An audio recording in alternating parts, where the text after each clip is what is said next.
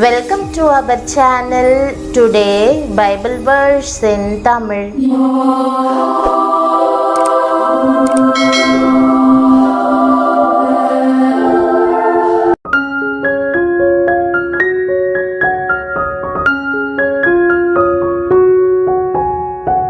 இன்றைய வசனம் 1 கொரிந்தியர் 2 அதிகாரம் 9 வசனம். கிறிஸ்துவுக்குள் பிரியமானவர்களே, நம்முடைய ஆண்டவரும் இரட்சகருமான இயேசு கிறிஸ்துவின் வல்லமையுள்ள நாமத்தில் உங்களை வாழ்த்துகிறேன். தேவன் தம்மில் அன்பு கூறுகிறவர்களுக்கு ஆயத்தம் பண்ணினவைகளை கண் காணவும் இல்லை, காது கேட்கவும் இல்லை, அவைகள் மனுஷனுடைய இருதயத்தில் தோன்றவும் இல்லை என்பதே இன்றைக்கான வாக்குதத்த வசனமாகும். பிரியமானவர்களே, நம்முடைய கர்த்தராகிய தேவன் பேரில் நாம் அன்பு கூர்ந்து அவரது சத்தத்துக்கு கீழ்ப்படிய வேண்டும் என்றும் அவரே நமக்கு ஜீவனும் தீர்காயுசுமாய் இருக்கிறபடியால் அவரை பற்றி கொள்ள வேண்டும் என்றும் வேதம் நமக்கு போதிக்கிறது. நாம் முழு இருதயத்துடனும் அவரை தேட வேண்டும். தம்மிடத்தில் அன்பு கூர்ந்து தம்முடைய கற்பனைகளை கைக்கொள்கிறவர்களுக்கு தயவு காண்பிக்க கர்த்தர் உண்மையுள்ளவராய் இருக்கிறார் என்றும் வேதம் கூறுகிறது. கர்த்தர் நம்முடைய இரட்சகராகி தம்முடைய அன்பின் நிமித்தமும் பரிதாபத்தின் நிமித்தமும் நம்மை மீட்டு கொண்டு பூர்வ நாட்களில் நம்மை சுமந்தார் என்று வேதத்தில் வாசிக்கிறோம்.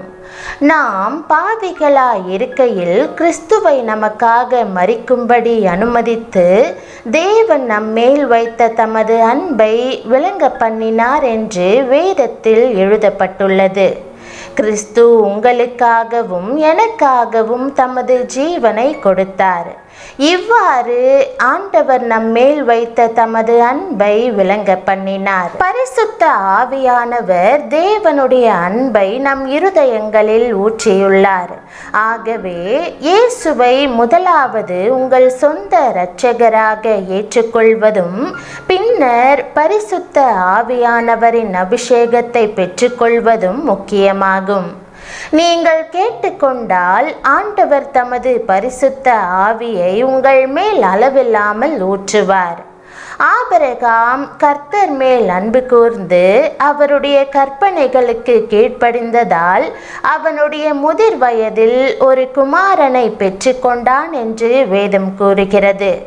அவனுடைய பெயரும் அவன் சந்ததியின் பெயரும் வேதத்தில் எழுதப்பட்டுள்ளது. அவனும் அவன் குடும்பத்தாரும் பரிபூரணமாய் ஆசிர்வதிக்கப்பட்டனர். பிரியமானவர்களே, இதே வண்ணமாக ஆண்டவர் உங்களையும் நேசிக்கிறார். அவர் தமது உச்சிதமான ஈவுகளான இரட்சிப்பையும் பரிசுத்த ஆவியையும் உங்களுக்கு தந்து ஆசிர்வதிக்க விரும்புகிறார். உங்கள் தேவைகள் எல்லாவற்றையும் ஆண்டவர் அருளி செய்வார். இந்த உலகில் நீங்கள் பூரண பலனை பெறுவீர்கள். ஆண்டவராகிய இயேசுவுக்கு நாம் கீழ்ப்படிவோம். அவருக்கு முன்பாக நம்மை தாழ்த்துவோம். அவரை நம் சொந்த இரட்சகராக ஏற்றுக்கொண்டு ஆண்டவரின் வல்லமையை பெற்றுக்கொள்வோம். கேளுங்கள், அப்போது உங்களுக்கு கொடுக்கப்படும் என்று ஆண்டவர் கூறியிருக்கிறார். நீங்கள் இப்போதே இரட்சிப்பு, பரிசுத்த ஆவி ஆகிய ஆசீர்வாதங்களை பெற்றுக்கொள்வீர்கள். ஆண்டவர் 3 முக்கியமான காரியங்களை செய்கிறார்.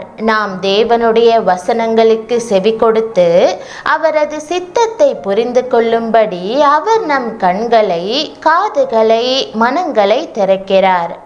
ஆண்டவர் தம் ஜனங்களை ஆச்சரியத்துக்குரிய விதத்தில் நேர்த்தியாய் வழி நடத்துகிறார். தேவன் நமக்கென்று வைத்திருக்கிறவற்றை உலகத்தால் காண முடியாது.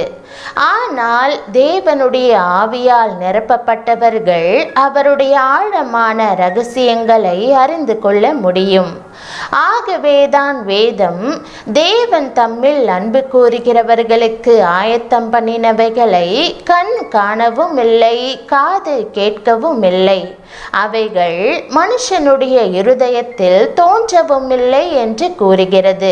தேவன் நம்முடைய கண்களையும் காதுகளையும் திறந்தால் மாத்திரமே நம்மால் பார்க்கவும் கேட்கவும் புரிந்து கொள்ளவும் முடியும். அவருடைய வார்த்தை என் எலும்புகளில் அடைப்பட்டு எரிகிற அக்கினியை போல் என் இருதயத்தில் இருந்தது. அதை சகித்து இளைத்து போனேன். எனக்கு பொறுக்க கூடாமற் போயிற்று என்று எரேமியா தீர்க்கதரிசி கூறுகிறார். அதே அதிகாரம் 7ஆம் வசனத்தில் என்னை மேற்கொண்டீர் என்று கூறுகிறார். தேவன் நம் மனங்களை திறக்கும் போது நம்முடைய இருதயங்கள் எரிகின்றன. இருதயத்தின் நிறைவினால் வாய் பேசுகிறது. அது தீர்க்க தரிசன வார்த்தையை பேசி தேவனுடைய ஆழமான ரகசியங்களை வெளிப்படுத்துகிறது. ஆண்டவர் நம்மை பரிசுத்த ஆவியானவரால் நிரப்பி நாம் தேவனுடைய சத்தத்தை தெளிவாக கேட்கும்படி செய்கிறார். வழி இதுவே, இதிலே நடவுங்கள் என்று நமக்கு பின்னாலே கூறும் சத்தத்தை கேட்க முடியும் என்று வேதம் கூறுகிறது.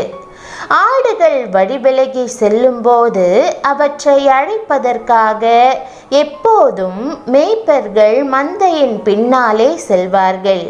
அதே வண்ணமாக தேவனுடைய சத்தத்தை உங்களுக்கு பின்னாலே தெளிவாக கேட்க முடியும். மூன்றாவதாக, தேவனுடைய எண்ணங்களும் நோக்கங்களும் ஒரு மனதிலும் ஒரு காலும் தோன்றியதில்லை என்று வேதம் கூறுகிறது. விசுவாசிகளாகிய நாம் கிறிஸ்துவின் வழியில் வழிநடத்தப்படும்படி அவரது சிந்தையை பெற்றிருக்கிறோம் என்று பவுல் விளக்குகிறார்.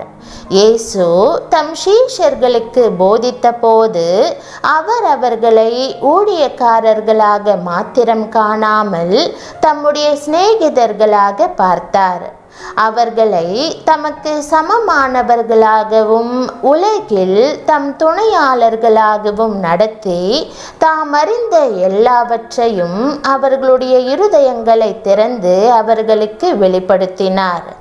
அவ்வாறே தேவனுடைய நோக்கத்தையும் எண்ணங்களையும் உங்களால் அறிந்து கொள்ள முடியும். தேவன் நமக்கு கிறிஸ்துவின் சிந்தையை தருவார். ஆகவேதான் வேதம் தேவன் தம்மில் அன்பு கூறுகிறவர்களுக்கு ஆயத்தம் பண்ணினவைகளை கண் காணவும் இல்லை, காது கேட்கவும் இல்லை, அவைகள் மனுஷனுடைய இருதயத்தில் தோன்றவும் இல்லை என்று கூறுகிறது. இந்த ஆசீர்வாதத்தை இன்றைக்கு பெற்றுக்கொள்வீர்களாக. ஜெபம். கர்த்தராகிய இயேசுவே, உம்முடைய வசனத்தின் மூலம் என்னோடு பேசுவதற்காக உம்மை ஸ்தோத்திரிக்கிறேன். ரட்சிப்பு, பரிசுத்த ஆவி என்னும் உச்சிதமான ஈவுகளை நீர் எனக்கு தந்திருப்பதற்காக உமக்கு நன்றி செலுத்துகிறேன். நான் செலுத்த வேண்டியவை எல்லாவற்றையும் கல்வாரி சிலுவையில் நீர் எனக்காக செலுத்தி என்னுடைய ஆண்டவரும் இரட்சகரும் ஜீவனுமாய் இருப்பதற்காக உம்மை ஸ்தோத்திரிக்கிறேன். உம்முடைய தியாகத்தினாலும் விலையேற பெற்ற இரத்தத்தினாலும் நான் கழுவப்பட்டிருக்கிறேன், மீட்கப்பட்டிருக்கிறேன். இன்றைக்கு மறுபடியுமா என் வாழ்க்கையை உம்முடைய அன்பின் கரங்களில் ஒப்படைக்கிறேன். என் வாழ்க்கையில் உமக்கு பிரியமற்ற காரியங்கள் இருந்தால் அவற்றை பரிசுத்த ஆவியின் வல்லமையினால் அகற்றும். நான் பழைய நிலைமையில் இராதபடிக்கு உச்சந்தலை முதல் உள்ளங்கால் வரை என்னை அபிஷேகியும். இரட்சணியத்தின் சந்தோஷத்தை மீண்டும் எனக்கு தாரும். நான் அனுதினமும் உம்முடைய சமூகத்தில் ஆனந்திக்க கிருபை தாரும். நீர் எனக்காக ஆயத்தம் பண்ணி இருக்கிற ஆச்சரியமான எல்லா ஈவுகளுக்காகவும் நன்மைகளுக்காகவும் உமக்கு நன்றி செலுத்தி இயேசுவின் நாமத்தில் ஜெபிக்கிறேன் நல்ல பிதாவே, ஆமென். தேவனுடைய நாமம் மகிமைப்படுவதாக. ஆமென்.